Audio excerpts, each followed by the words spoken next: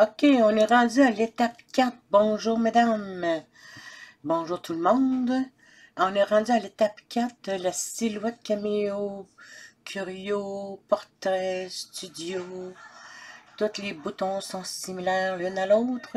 On continue dans la même pensée. Alors, ici, vous voyez, j'ai fait un rectangle. Je vais aller à le pointeur, je vais le faire plus rectangle. OK. Je vais aller utiliser le bouton étoile ici à votre droite complètement dans la colonne de droite. Ça s'appelle les contours. Je vais mettre en surbrillance le rectangle et je vais faire le contour. Comme qu'on peut voir, ici, on peut rétrécir, agrandir le contour extérieur ou le rétrécir. C'est comme on veut. Et vous voyez ici, là, les coins sont arrondis. C'est parce qu'il y a une petite, un autre petit bouton qu'on peut faire fonctionner. Il y a les coins arrondis, l'intérieur est toujours pointu et l'extérieur est arrondi.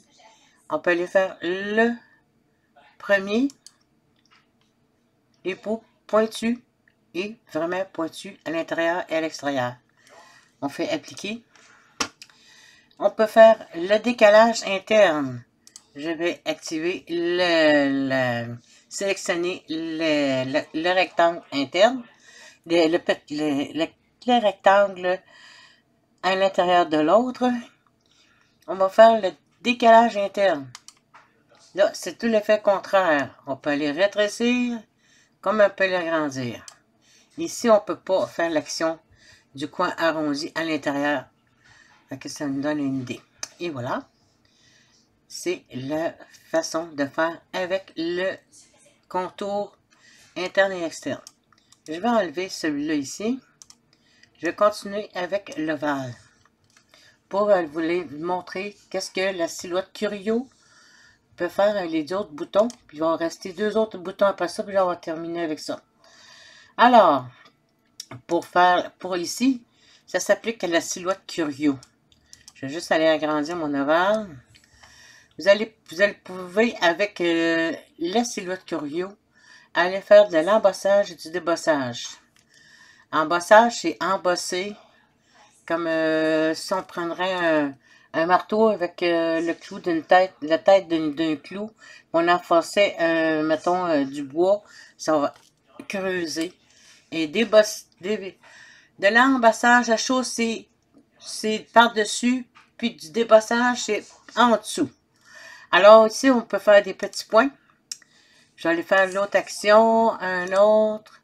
Je vais aller chercher une image qui va être plus près là pour que vous puissiez comprendre qu'est-ce que ça peut faire. L'espace de la grille, on peut les grandir. Ensuite, l'espace des pointillés, on peut plus les éloigner les uns des autres. Ensuite, le facteur de l'échelle, ben c'est de définir l'endroit où qu'on veut mettre l'accent.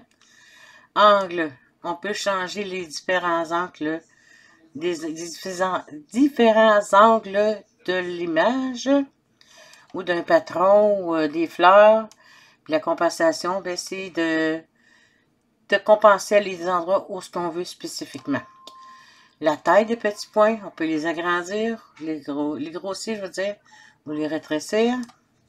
Et qu'est-ce que ça fait? L'autre, je vais refaire un autre ovale pour vous montrer l'exemple de l'autre bouton. Comme je vous dis, on va enlever celle-là ici. Et voilà.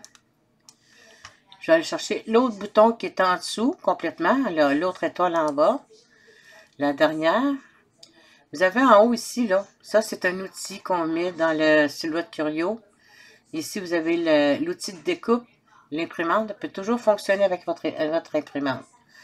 Vous avez ici non, ça, c'est pas l'imprimante, excusez. C'est avec la machine silhouette curio. Ici, vous avez cette pointe-là qui est arrondie un peu. La petite, la grande et l'autre, outil qu'on peut utiliser, c'est l'objet de l'outil de grattage qu'on appelle.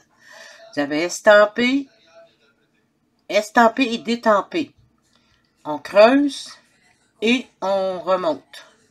C'est peut-être pas clair, là, mais c'est une façon un peu là, de grossièrement de vous l'expliquer. Ici, vous avez ce bouton-là. Je vais aller sélectionner mon image et je vais aller mettre les lignes. Avec les lignes, là, quand on veut embosser ou débosser, la machine, oups, excusez-moi, la machine, elle va aller de gauche à droite, elle va aller faire les lignes qui sont ici. Tout dépendant de ce qu'on a voulu faire. Si on veut l'avoir plus serré ou plus large, ça va donner l'action d'avoir juste des lignes dans l'ovale. On va rétrécir ça, là, ça va faire plus plein. Ici, les angles, c'est différent. Là, encore là, je vais changer l'angle pour vous montrer le plus large possible. Changer les différents angles des lignes.